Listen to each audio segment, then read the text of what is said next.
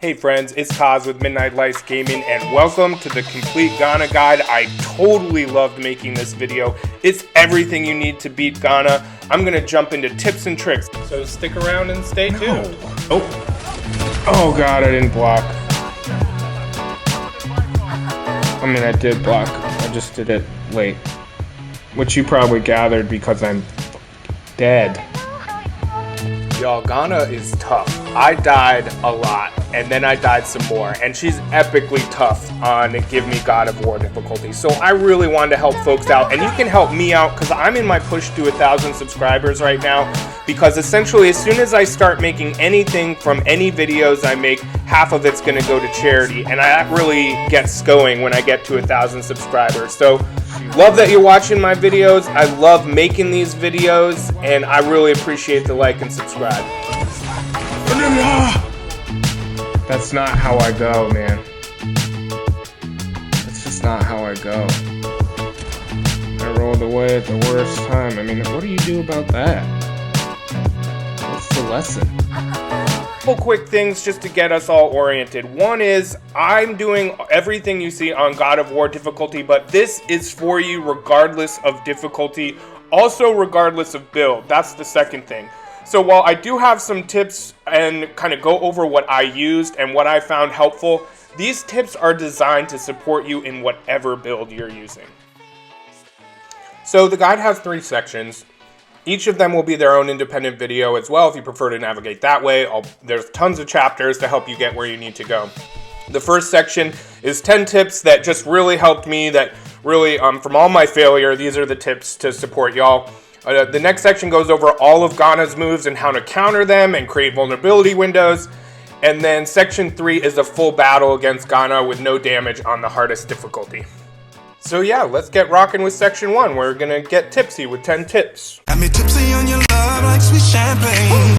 Here are the 10 tips to get tipsy on. Stay tuned to get the details of them. Number 1 is Odin's Eyes. That's all about scouting. Number 2 is Annexation of Puerto Rico. That's about general strategy. 3, you Ruinic Everything. That's Runic strategy. 4, Relic the Pain is Relic strategy. 5, Don't Stray from Freya. That is Freya's strategy. 6 is Nunchuck skills. That's skills, my go-to skills. 7, Start of the Valkyries. That's how to get like a real jump start, a real great start in the beginning of the Ghana battle. 8, Gripes of Wrath. This is why I use Wrath and why I think it's so great. Brok and Sindri's picks. That's armor that I did use, though like I said, you can use this for any build. And the last one is Mimir's picks, and those are the mistakes that I made most, and us all learning from them. Yeah, tip 1, Odin's Eyes. Mischief, can you say hello? Hello. Can you say hello? No. Hello. Hi. Hi. Hello. Hi.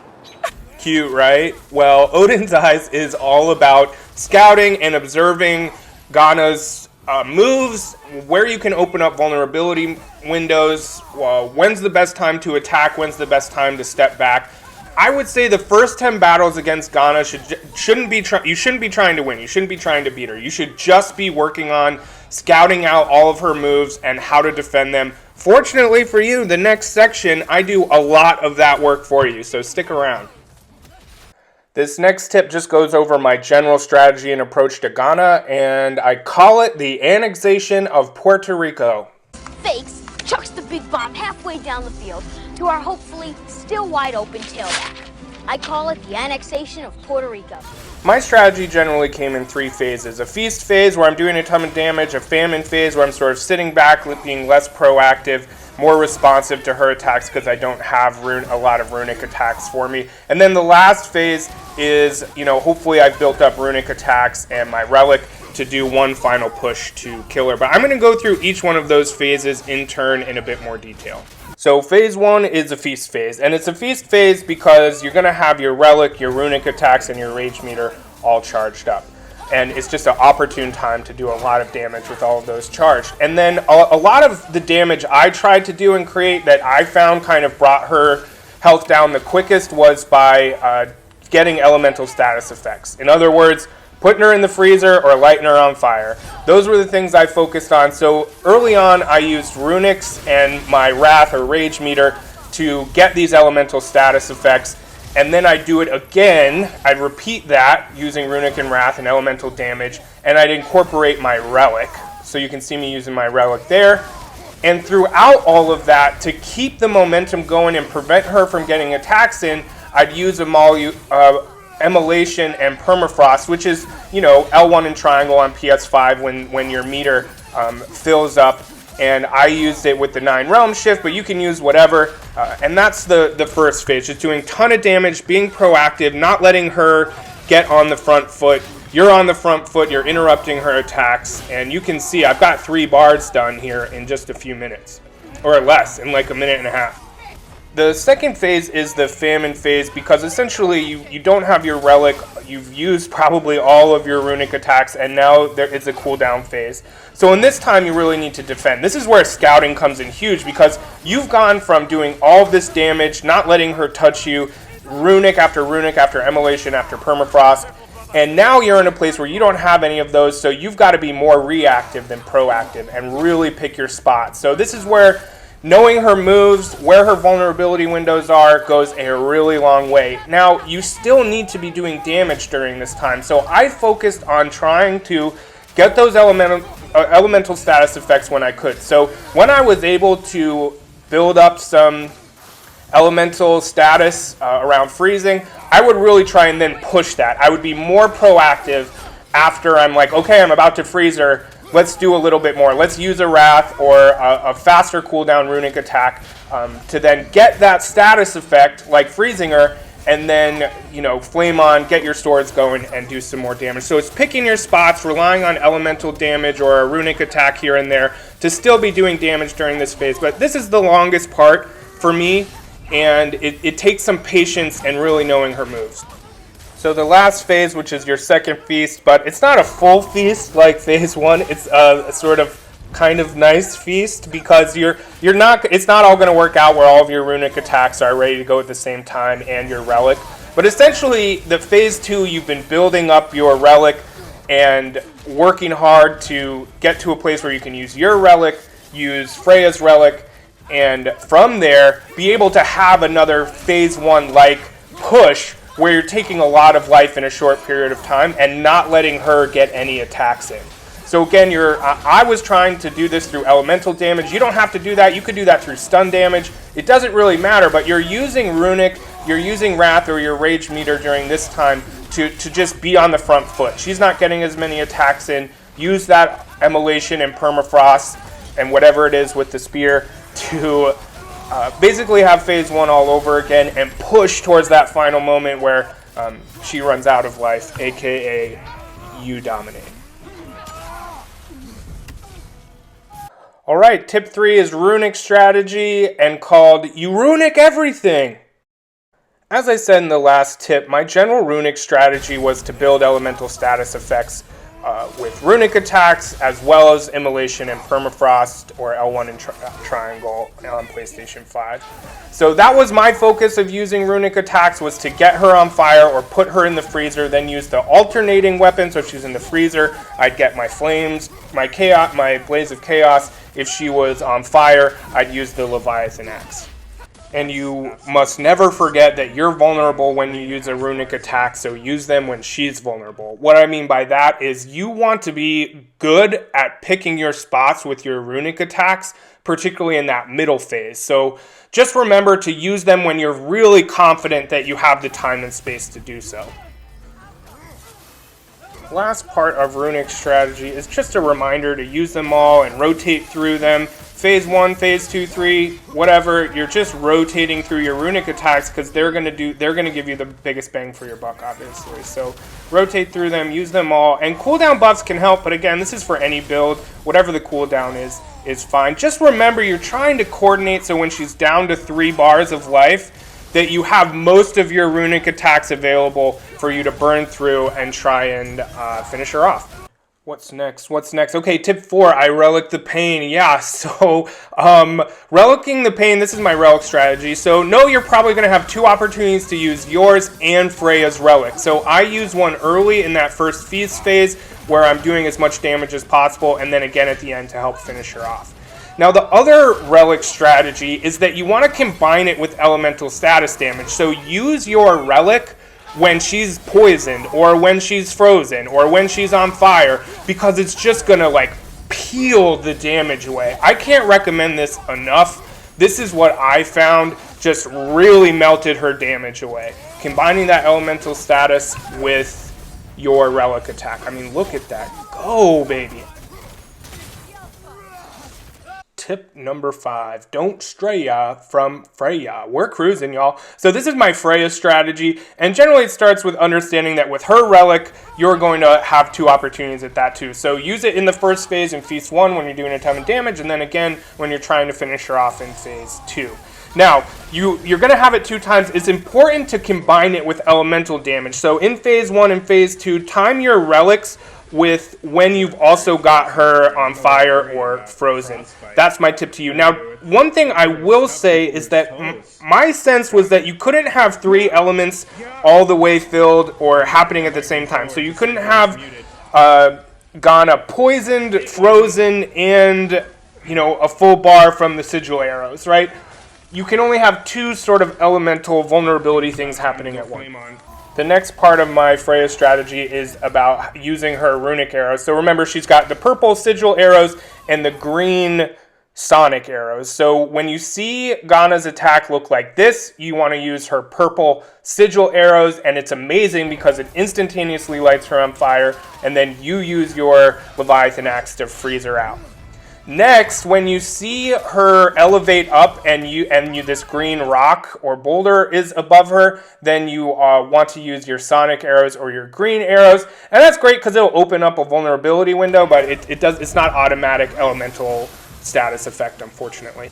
The next part of Freya's strategy is just don't miss out on these prompts for a square attack, because they will afflict Ghana with a little bit of Bifrost vulnerability that then you can take advantage of, like I do with a Wrath attack here.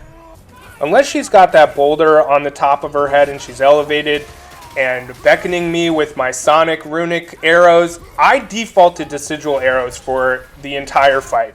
And the reason is this, and let me know in the comments if I have this wrong. I tried to do some research, and my understanding is that sigil arrows do both stun damage and enhance runic attacks. So if you fill up that purple status bar from your sigil arrows, then what will happen is if you do any fire or permafrost or like frosty attack, it will enhance the damage. So that's why I did that. My understanding is that runic arrows do maybe more stun damage, but obviously I had a heavy elemental approach, so I stuck with sigil arrows. So tip 6 is nunchuck skills. These are the skills that I use to try and inflict the most damage and the elemental status effect. So it starts with Frost Awaken. This is where you hold triangle any old time and it will charge up your axe with freeze damage. And it also, I found when you did that, it kind of opened up the vulnerability window even better. It even interrupts some of her weaker attacks. So I did this as often as I could. You can hold triangle when you have a little bit of a breather and time, but you can also do 1 or 2 R1 attacks or light attacks and then hit triangle after one of those, and it will charge up right away. My second Leviathan Axe skill was Serpent Snare, which is holding heavy attack or R2 on PS5 long enough to do 1, 2 big hacks. And I use this because it does a lot of damage and because it's incredibly satisfying.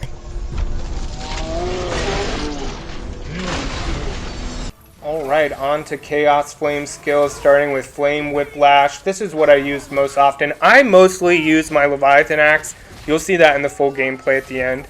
But when I did switch to my axe for a runic attack or what have you, I used Flame Whiplash a lot, which is just tapping triangle repeatedly and getting it all heated up with loads of damage and loads of elemental damage. I tried to tie that together with runic attacks to really just get her burning as fast as possible. Now, I didn't do this a lot in my playthrough where I was very victorious, but I did use Chaotic Rampage as well, mostly because it closes down distance. So you can be sprinting and then hold R1 and it'll start, and then continue to hold R1 and it'll go through a Chaotic Rampage, which if her vulnerability is high enough, it does a lot of flame and elemental damage as well. So you can see me trying it here. I think I land maybe one attack, if that. And Flame Whiplash was great when there were vulnerability windows, and yeah, that was my big go-to. Let's get on to tip number 7, y'all. Start of the Valkyries. If you're in the Viking village, you can see I'm dressed like a Viking.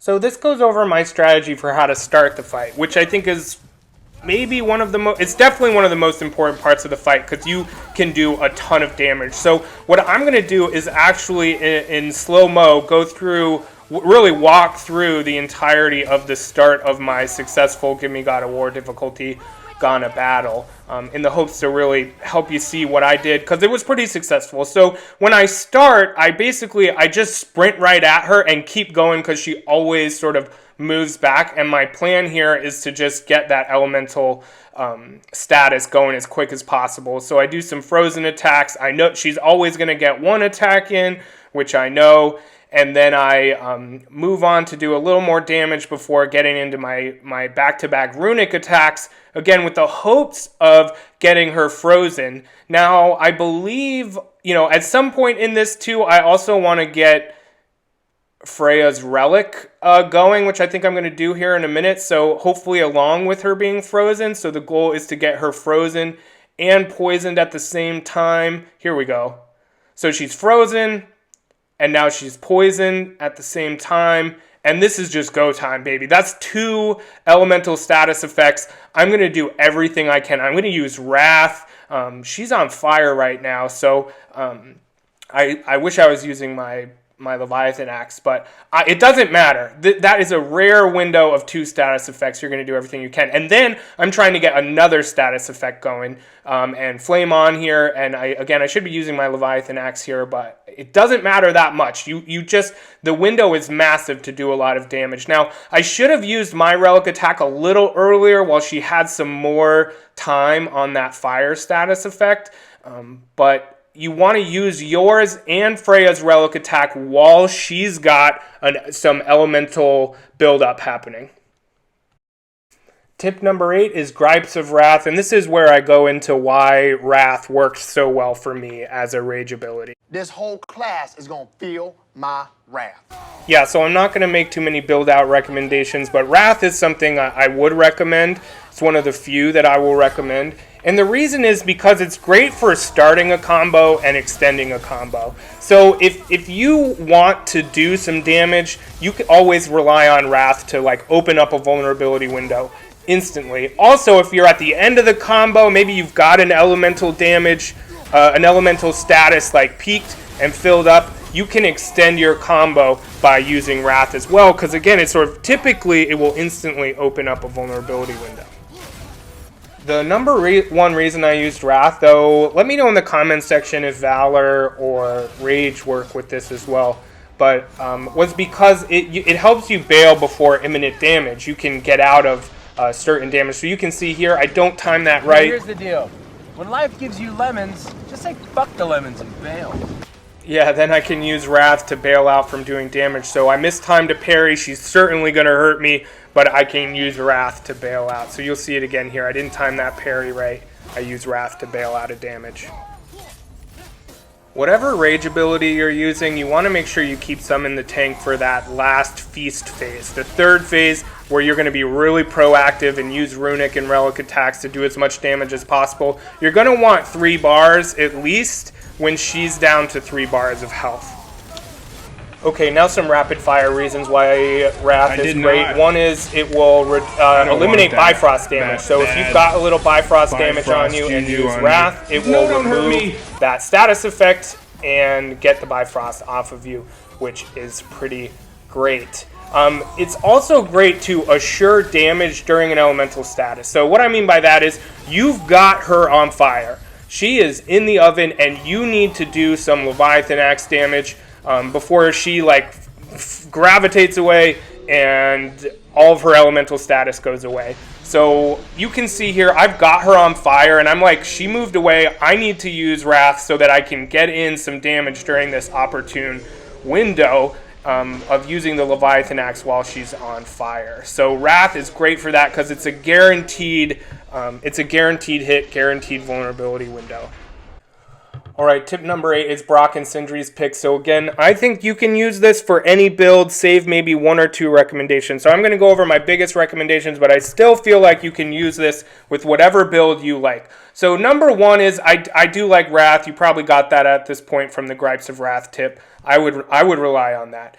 The other one is I use the momentous shifts and the different 9 realm equipment to help create realm shifts when using the L1 triangle combo. Yeah, so the hilt of Skothnung, this is what you get when you beat the Berserker King. You can use any relic. It doesn't matter which relic you use. I just like this because I found when I did this, along with fire or frozen damage, did a lot of damage.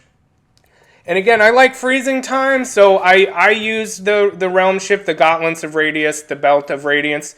That helped me a lot. And then I used the Satyr Exhale to get the elemental poison damage from Freya. So that's what I use, but I really think you can use anything.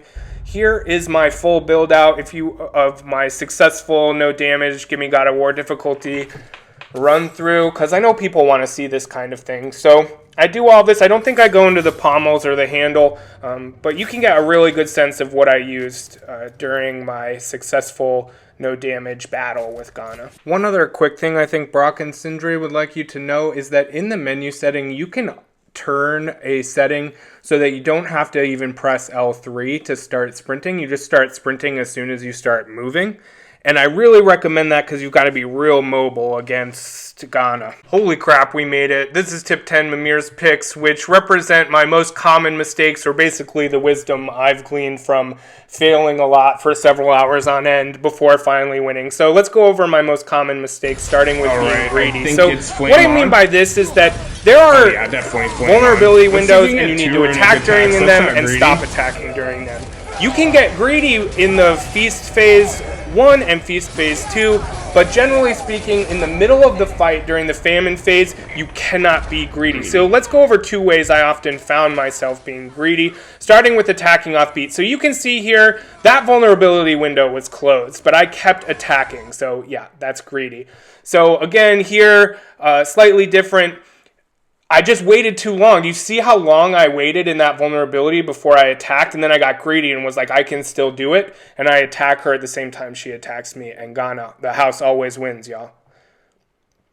So this is all about, yeah, attacking off beat. So again, here, I do an attack, I charge up my axe, and then I wait too long. That vulnerability window is closed, and I try and do an attack that I totally swung and missed, and then I'm open and I'm vulnerable. So one more attacking off beat example is, look, I slowed down time, I got greedy, I tried to keep that vulnerability window open, but I just kept going, and I did that charge attack. That's always going to get you hurt. So don't attack off beat, get in and get out during the famine phase. The other way I was a greedy little baby was trying to get in a runic shot, because remember, you're vulnerable during your runic attack. So I would try a runic attack at the end of a vulnerability window of Ghana's, and I'm just like totally naked and exposed during that time. You don't want to naked and expose Kratos. Or maybe you do, and that's cool too.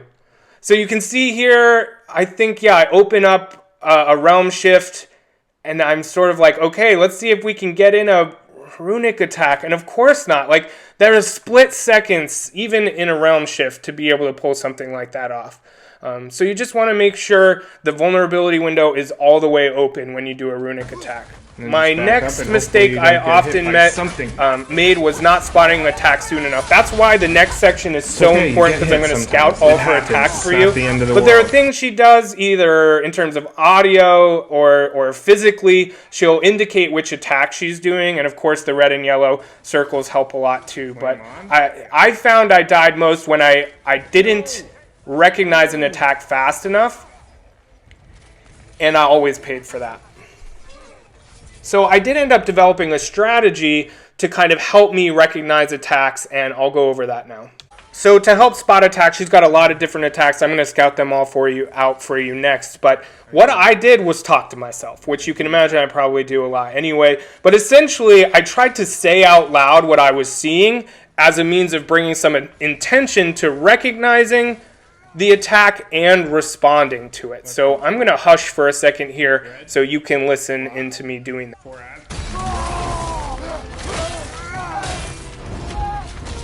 Left means block.